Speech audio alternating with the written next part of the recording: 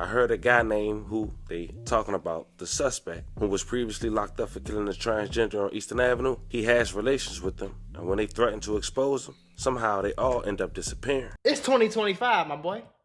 Just go ahead and be freaky if that's what you want to do. Now, in response to a 28-year-old who's identified as Daquan Dream Johnson, who was gunned down on the 2000 block of Bennett Road Northeast. They found Johnson unconscious, suffering from multiple gunshot wounds. Damn! With a switch, so of course the victim emptied the clip, transported to a local hospital, made a victim He got hit with a switch and he emptied the clip? Oh shit! Oh shit! Everybody wins when the family feud. Need to start living it.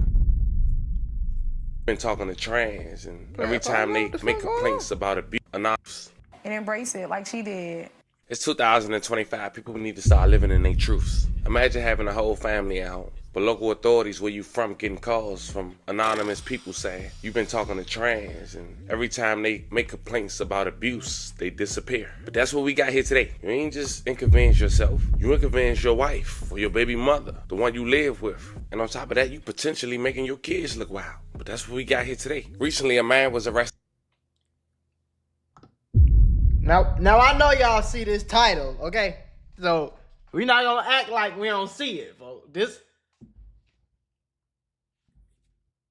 It's the year of the freaky. I'm telling you, North a lot of Carolina freaky for an things, incident man. that took place back in July 2025 in Washington, D.C., where a trans was gunned down by a man who was trying to talk to a trans, and then his homies called him out on it, and he decided to shoot him after an argument. But after going through his police report, authorities claim, man, they've been getting calls before this incident, saying how we've been talking to people and they disappearing in the process. Now, this story is important because some people still feel like they need to throw their life away after what they allegedly do in the dock come to the light. It's 2025, man. It's best to be yourself. But today, we're going to lay out the timeline, see the patterns, and figure out what things stand today. Most importantly, we're going to pay our respects to the victim. But before we go over this one, I want you guys to remember, I don't give you no angle. I just give you the story. So with that being said, make sure you like, a detective, and subscribe. We'll jump right to it. On September 10th, 2025, a detective from Rowan County Sheriff's Office in North Carolina had contacted a detective who went by the name of Kennedy with D.C. Metro Police Department Homicide Unit. They was advised that Detective Kennedy was seeking assistance from the Rowan County Sheriff's Office to get a search warrant for a man that lived in a residence related to an ongoing homicide investigation. They said the incident took place on Saturday, July 5th, 2025. July 5th, so a few months ago. 12:40 a.m. A member of the Metropolitan Police Department, 5th District, was flagged down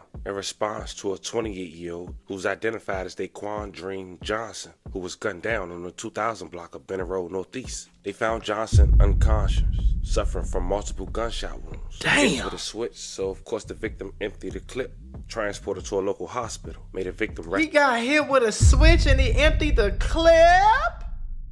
Oh shit! Oh shit! Damn! Rest in peace and love and condolences to the family. At the time, the police department did not acknowledge Johnson's gender identity or list the incident as a suspected hate crime. But family members and longtime LGBTQ+ activists said they believe that's what provoked the attack. But according to this police report and his indictment, it might be a little more complex than that. Family, you ever grew up and have somebody who will act the ass in front of somebody they supposed to not like, or they act like they so opposed to being around to only find out that's something they really like. That's why they acting out. That's pretty much what we got here today. Let me tell you how. First and foremost, the two people he was with had told on him. They didn't even get it. 2 days later, on July 7, 2025, Detective Kennedy was contacted by an individual known to law enforcement and hereinafter referred to as Tipster 1, who provided information that came from an unidentified source. The unidentified source reported that the decedent, which is the victim, was walking in the 2000 block of Bennett Road Northeast when S1, I'm assuming it's the suspect, said something to the decedent. The two of them began to argue, and S1 shot the decedent. S1 was described as a heavy-set, light complexion, black male with dreads. The unidentified source reported that S1 was with two other males with dreads, and they were wearing black. So he was with the two of next his day, homies. on July 8, 2025, Detective Kennedy received additional information from Tipster 1 that was provided through two anonymous individuals. The information stated S1 was observed crossing over 20th Street Northeast and walking back to the area behind the offense location. S1 was holding what appeared to be a cell phone in his right hand.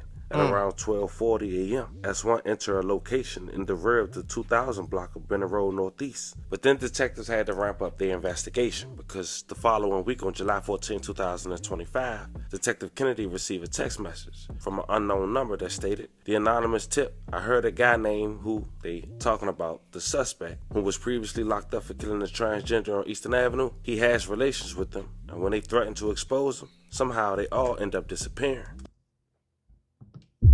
So he just a known, just freakazoid, weird killer man. He talked to the trans mans, and when the trans mans want to expose him, they come up missing. Now, it's 2025, my boy. Just go ahead and be freaky if that's what you want to do. Ain't nobody's gonna care, bro. I promise you. Just go on, be freaky, folks. Just go on over there, gang. It's a whole community of them. They call themselves the LMNOP community.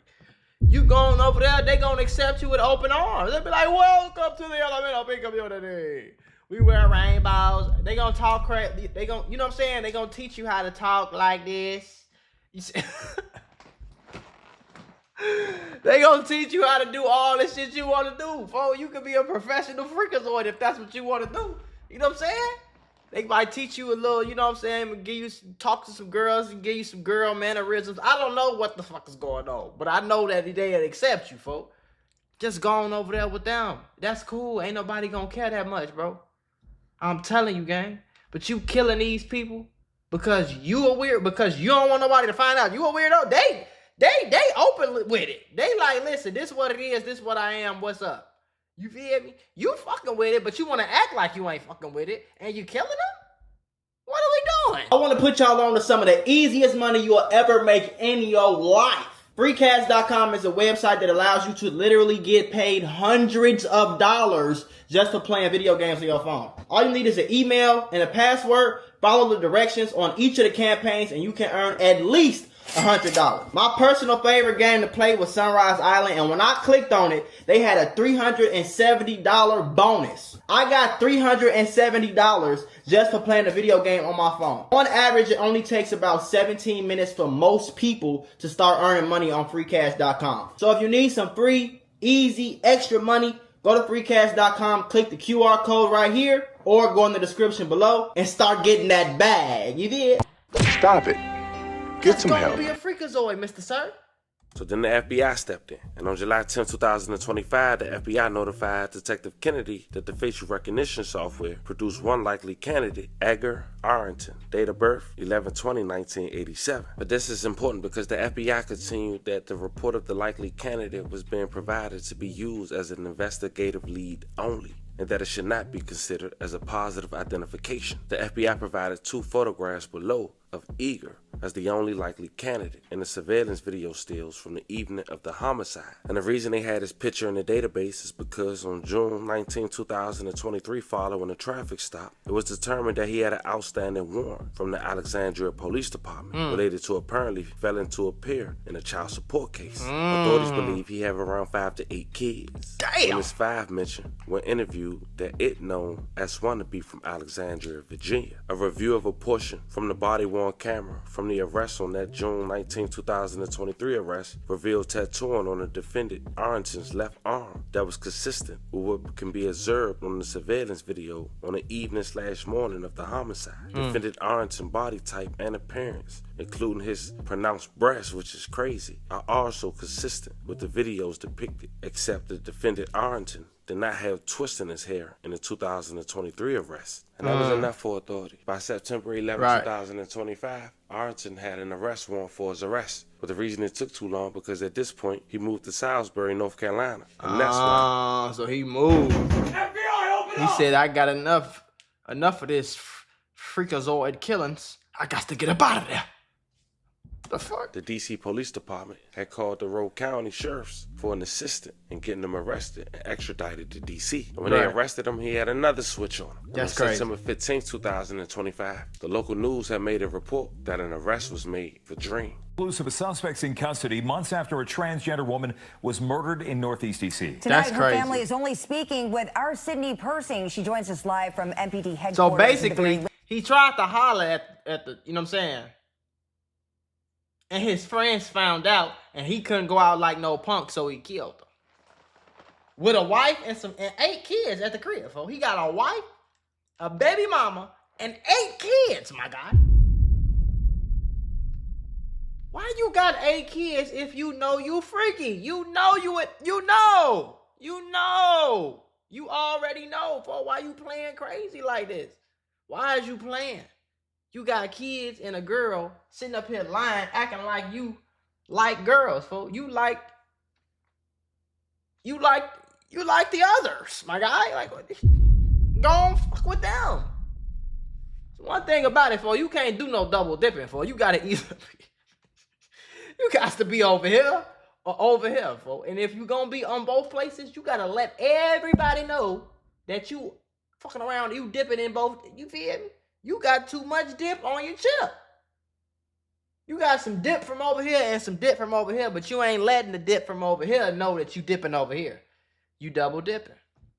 Latest in this investigation, Sydney. Violation. Well, Dream Johnson was shot and killed on Benning Road in the beginning of July. Every day since, her family has prayed police would find the person responsible. Now U.S. Marshals say that they have and that they found him in North Carolina. Dream Johnson was only 28 years old when she was shot to death in Northeast on July 5th. I feel like I didn't have nothing else to live for.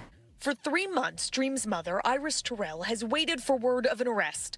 Thursday, it finally came. He's going to get what's coming to him. U.S. Marshals found and arrested a 38-year-old man, Edgar Arrington, all the way in North Carolina. That's crazy. He's charged now with first-degree murder while armed, premeditated. You ain't just shoot once. You emptied the clip because that's what they said. Dream's aunt, Vanna, said Dream was transgender. Investigators have not yet released a motive, but MPD told Fox 5 this case is not being investigated as a hate crime. Dream's family, though, still believes the shooting was likely motivated by her identity. Their lives matter, too.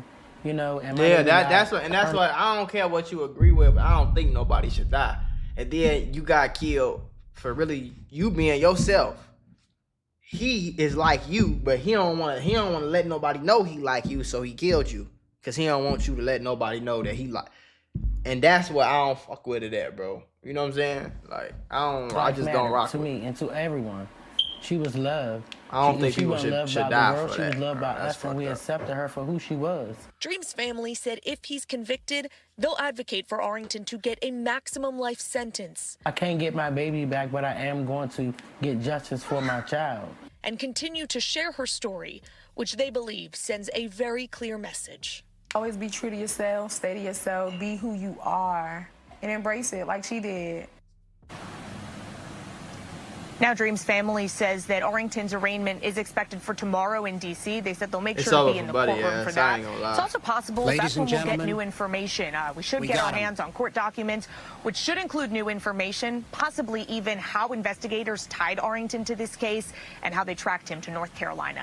Jim, Angie. As we wrap this video up, we do want to say rest in peace to the victim once again. I love and condolences to the family. For sure, rest in peace. Feel free to be yourself, man.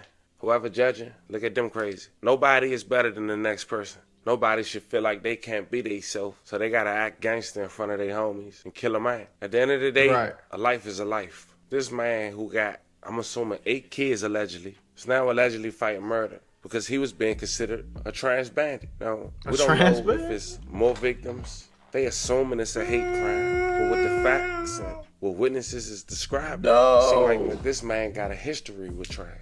Allegedly. Right. That's just the black and white. That's what it You seems can only like, imagine what they assuming. It's a very unfortunate situation. Y'all let me know how y'all feel about this one in the comments. Like I said, folks, if you're gonna walk down that street, go on walk down the street, folks. Nobody's really gonna care like that about what street you walking down. I'm not gonna lie to you. But When you get to trying to act, and then it's like, okay, they found out. So what? What you think they finna do? Stop hanging out with you or something? Like, okay, and then what? Who cares, bro? Like, just go ahead, gang. Like, nobody cared that much, bro. People might talk shit, say this and that. Your girl might leave you. She probably gonna leave you. But I mean, like, you know, you killing them is just like weird and crazy to me. Like, you that scared of, like, I don't get it, folks. You might, like, if you that scared of somebody finding out, nigga, what you over there double dipping for?